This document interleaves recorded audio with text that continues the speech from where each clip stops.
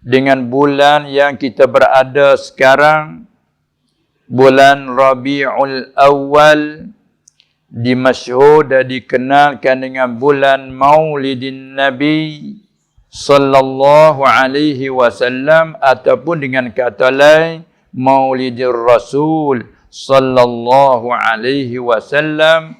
Dan kita sedia maklum bahawa pada bulan ini secara umumnya mana-mana negara Islam, kalau tidak pun kampung-kampung Islam, selalu memeriuhkan dengan memuliakan ini bulan dengan adanya berselawat, bagai-bagai bentuk selawat, dan dengan macam-macam buat kebaikan, dengan secara bersedekah dan lain-lainnya, supaya kita mengingat dan memuliakan bulan umpama kelahiran, ataupun dengan kata lain bulan jadi, tahun jadi.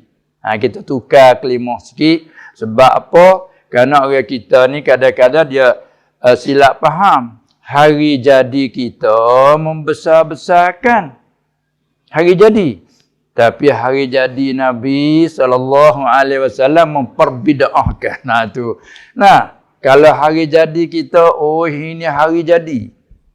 Siapa barang pun orang nak jual, bila hari jadi, disedekah begitu saja. Ini hari jadi awak.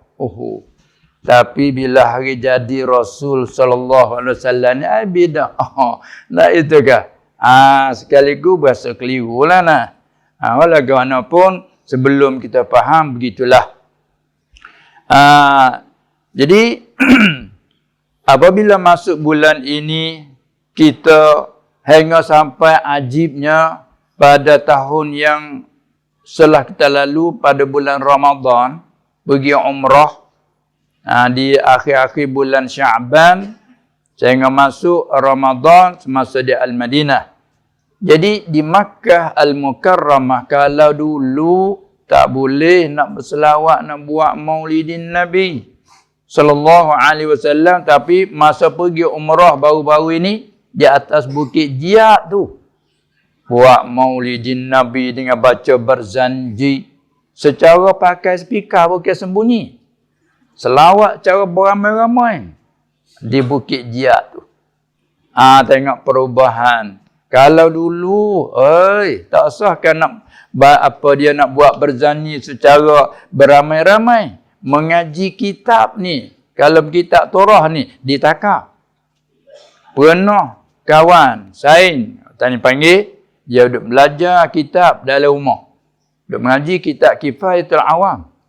Kebetulannya, askar naik rumah, maka dia tahu kitab kod jendela. Tu masa awal-awal pergi Mekah dalam 30 tahun dulu. Tapi sekarang boleh buat maulidin Nabi sallallahu alaihi wasallam. Ini perubahan. Inilah mana katanya, sekalipun kita mengeluarkan perkataan yang keliru, tapi dengan kita semak balik, semoga-moga kita dapat faham. Jadi kalau nak katakan buat maulidin Nabi sallallahu alaihi wasallam, nak katakan bid'ah, iya bid'ah, tetapi perlu kita tafsir dan huraikan. Itulah yang paling di antaranya kita mengucap syukur kehadrat Allah Subhanahu wa taala, sebagaimana Allah berfirman, demi laqad mannallahu 'alal mu'minin, demi Allah sungguhnya telah kurnia, laqad mannallahu 'alal mu'minin, demi sungguhnya telah kurnia oleh Allah ke atas orang-orang yang beriman. Tengok, sedangkan semua tu hamba dia, makhluk dia, tapi menjadi pilihan dia, dia menentukan orang ni yang beriman, ada sebaliknya. Maka dia sebutkan satu kurniaan dia, sungguhnya telah kurnia Allah 'alal mu'minin, atas orang-orang yang beriman. Apa itu? Iz ba'atsa fi, kerana ketika telah membangkit ia Allah Subhanahu wa taala fihim di kalangan mereka itu Allah membangkitkan rasulam min anfusihim akan seorang rasul dari diri-diri mereka itu, yakni dari manusia, bukan jin malaikat. Dan pula nasabah orang Arab daripada baka keturunan Arab. Ini merupakan satu nikmat yang besar. Allah mengkurniakan rasul daripada manusia, daripada anak Adam. Ada setengah bacaan min anfasihim. Anfasi di mana kalau mengaji kaedah kelima panggil isim tafdil kan. Min anfasihim, dari yang sangat indah daripada mereka itu. Yang paling indah, yang paling mulia, min anfasihim. Nah, adapun jumhur min anfusihim, dari diri mereka itu, dari bangsa mereka itu. Nah, sebuah orang Arab banggalah. Nah, kerana Rasul yang dibangkit ialah dari keturunan Arab. Orang Arab banggalah. Nah, tengok kalau kita kata, kalau Rasul tu orang Melayu hebat. Nah, tengok kita jadi orang besar Melayu. Orang besar Melayu. Orang Islam, kita rasa bangga. Walaupun kita tidak ada jawatan, kita tidak ada apa pangkat pun, bila orang yang berpangkat tinggi itu sebangsa dengan kita. Satu Melayu, apalagi Islam, kita rasa gembira hati. Ini Allah Ta'ala sebut Rasul yang dibangkitkan dari diri mereka itu. Yang dari mana manusia. Lagi pula keturunan Arab. Itu bangga bagi orang Arab. Nah, secara umum kita orang mukmin, tak kira apa saja bangsa dan bahasa kan. Allah Ta'ala kurniakan. Yatlu alaihim ayatihi, baca ke atas mereka itu akan ayat-ayat Allah. Sekalipun kita maklum bahawa Rasul yang diutuskan itu dia daripada golongan ummiyin. Nah, dirinya tak pandai membaca, yakni tak pandai baca tulisan.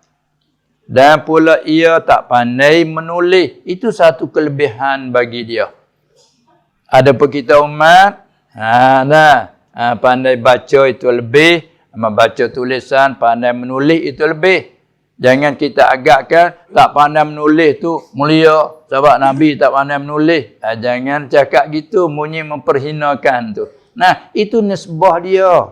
Nisbah dia. Min apa dia? Rasulan, apa dia? Huwallazi ba'atha fil ummiyin. Ayat lain katakan rasulan minhum. Jadi ummi bagi dia itulah tinggi. Sebab supaya menjauh daripada tuduhan. Nah, nak tuduhan kata dia belajar di mana? Dia tak pandai membaca. Kalau kata dia pergi baca surat dulu, dia tak pandai baca. Jadi tak boleh nak tuduh orang tahu semua dia ummi. Tapi di samping ummi boleh cerita. Kisah-kisah yang dulu dia cerita.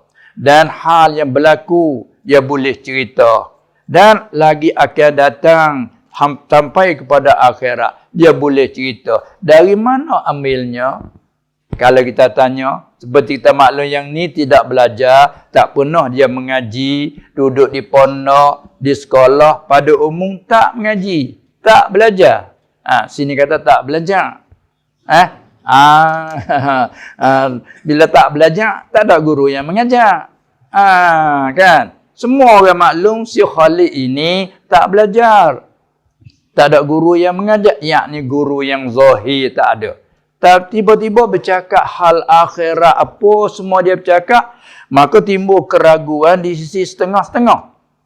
Keraguan tentang dia tak belajar, dia tak pandai baca, tapi dia bercakap hal-hal yang gaib dia bercakap boleh. Maka timbul keraguan, dari mana dia ambil? Cuba tanya orang pandai ahli kitab yang ia kata betul tak? Bila ahli kitab kata semua yang kata itu betul. Adalah kitab kami begitu. Kadang-kadang lebih lagi terang pada yang nu. Ini membuat menjadi bagi orang ahli fikir terima serta taufik dari Allah lah. Kalau tak taufik dari Allah dia mari penyakit lain. Dengki kau. Sebab tu mari dengki, mari apa dia ambil. cuba tanya orang pandai ahli kitab yang ia kata betul tak? Bila ahli kitab kata, semua yang kata itu betul. Adalah kitab kami begitu. Kadang-kadang lebih lagi terang pada yang nu. Ini membuat menjadi bagi orang ahli fikir, terima serta taufik dari Allah lah. Kalau tak taufik dari Allah, dia mari menyakit lain. Dengki kau.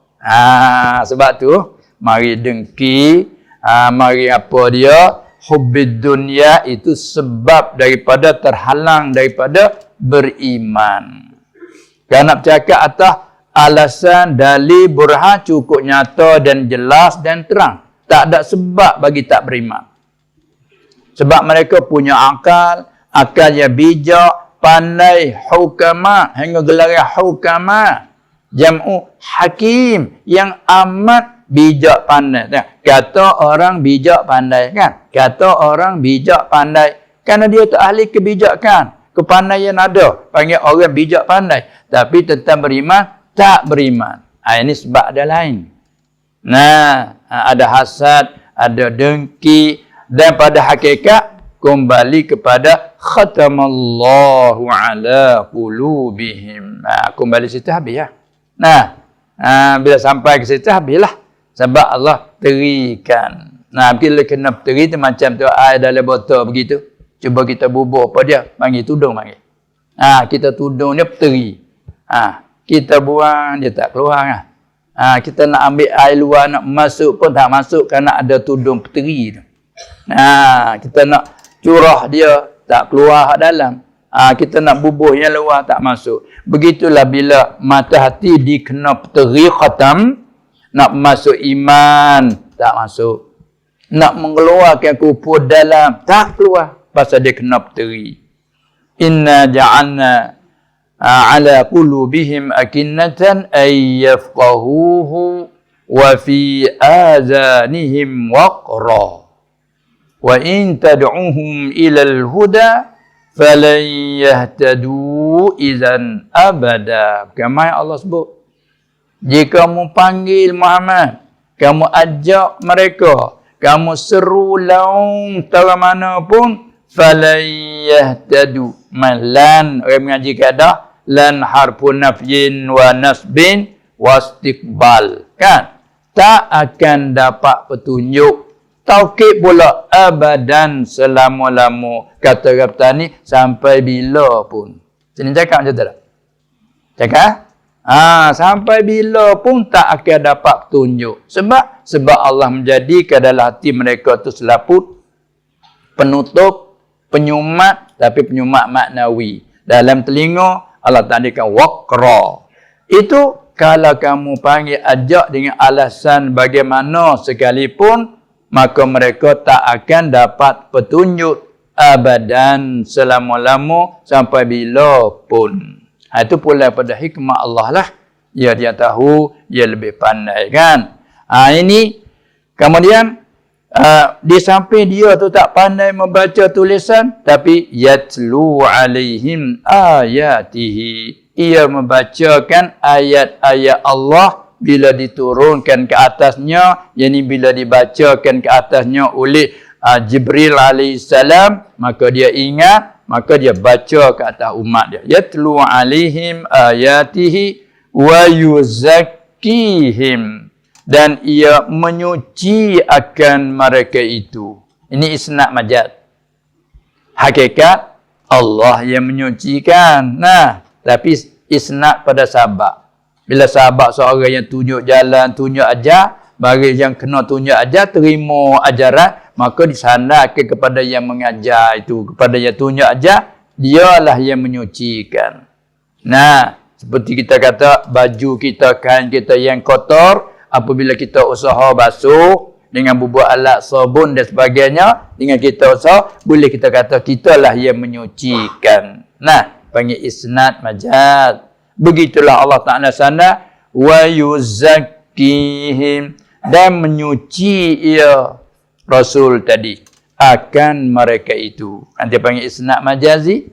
Kalau mengaji ilmu ma'ani, isnad majazi atau majaz aqli. Panggilnya.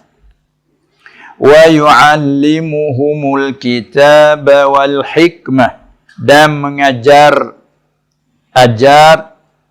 iakan mereka itu akan kitab Quran dengan memberi faham, dan juga wal hikmah sehingga ditafsirkan ay sunnah mengajarkan hikmah. Ada tafsir ilmu manfaat. Wa in kanu wal hal, mereka itu sebelum min qablu, wal hal mereka itu adalah mereka itu min qablu sebelum daripada datangnya sebelum pada bangkitnya Nabi sallallahu alaihi wasallam itu, wal hal mereka itu sungguhnya lafi dhalalim mubin, sungguhnya di dalam sesat yang nyata, bukan sesat yang sulit, sesat yang nyata.